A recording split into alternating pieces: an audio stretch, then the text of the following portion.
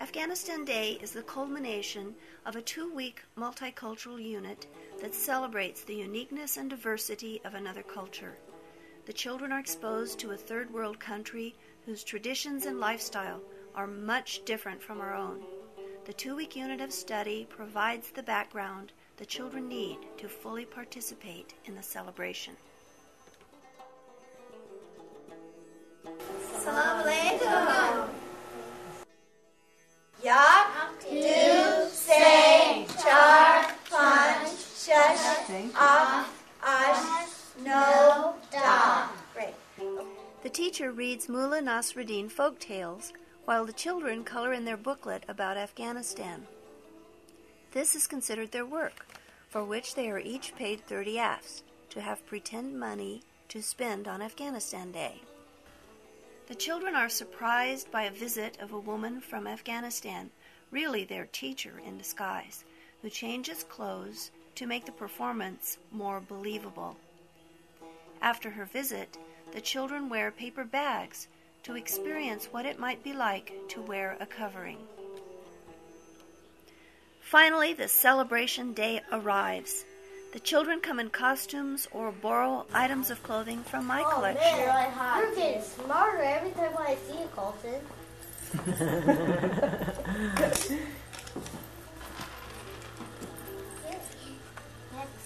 We're getting busy.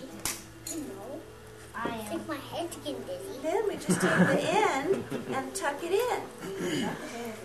It's getting busy. Busy. Look at that guy. What do you think of his turban? The unit includes an economic component where the children must budget and spend their money wisely in order to have enough money for the day's expenses. They pay for food, entertainment, and bazaar items with the pretend money, which is bottle caps distributed in plastic bags. The first activity is a slideshow about Afghanistan, where each child buys a ticket to see the show. Look at his little red velvet vest. He's all dressed up.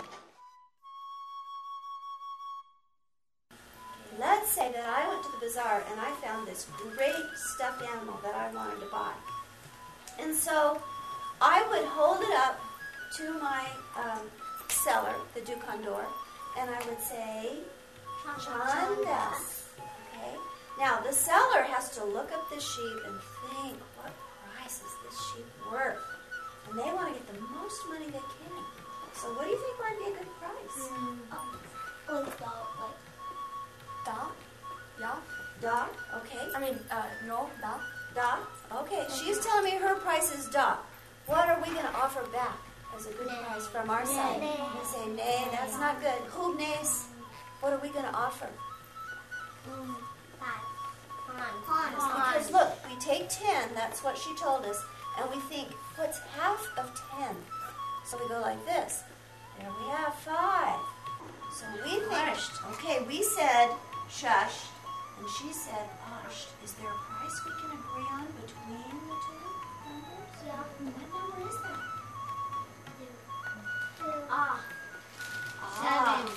7 is between 6 and 8. So we say oft. Okay, so offer her oft. Oft. Okay, you say khubas. Kubas. Okay. Khubas. Now, do we like that price? She's saying it's good. Khubas. What do we say? Bali. When the bazaar opens, 5 children shop at a time while Afghan music plays in the background. The other children wait for their turn outside, enjoying tea and baklava in the tea house. Parent volunteers and student teachers help do various jobs throughout the event. Guests include school staff members who work with our class, board members, and our preschool buddies.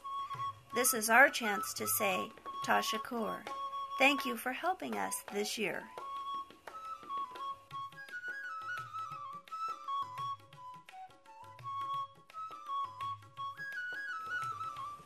The children enjoy playing with the things they buy in the bazaar. Afghan music plays outside, adding to the simulation experience. we all gather in a big circle for our version of Afghan folk dancing. We take turns dancing in the center, while others clap in rhythm to the music. In his raggedy clothes. And so they seated him at the very far end of We the gather table, together on Afghan rugs and which was pillows the tablecloth for our on the last floor activity like of the this. celebration. Because in Afghanistan, As they the eat children on listen flour. to my So favorite they Mullah seated Nasruddin way stories, far away they from discuss whether the mullah was wise or His place foolish. is so far away from all the wealthy guests with all their fancy clothes. So Mullah Nasruddin was teaching the people at the feast a lesson and showing them how foolish it was that he was served because he was dressed in expensive clothing. Yes. Treat other people the way you like to be treated yourself. The children who celebrate Afghanistan Day will always carry the memory of this celebration with them. The experience helps them understand their place in the world and their relationship to other peoples of the world.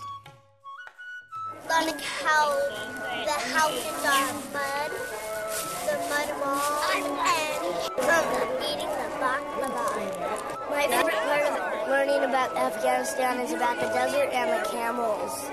I like learning the language and what they ride. Teaching this unit provides a wonderful opportunity to share my experiences serving in the Peace Corps in an exotic, fascinating culture halfway around the world.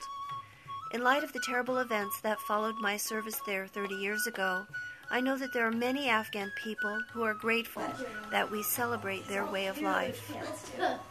And this pair, by the way, this was given to me by the Afghan man who visited Trinidad school, I think about 10 years ago, for Afghanistan Day. And do you know that when he left, he was crying? Why? Because his country was having so much trouble with war, and he had to leave because of the war. And he was crying because someone in the United States cared enough about his country to study and learn about his country. And he was so touched that we were studying Afghanistan that he cried. This teapot from Afghanistan reminds me of how resourceful the Afghan people were, repairing a teapot that most of us would have thrown away. Now the teapot has become a symbol of their broken and shattered lives. My hope is that one day their traditional way of life can be restored so that the people of Afghanistan can live in dignity and peace. Educating our children to understand and be tolerant of those who are different is an important process in fostering peace at home and around the world. Bomoni Khoda, or goodbye, actually go with God, as they say in Afghanistan.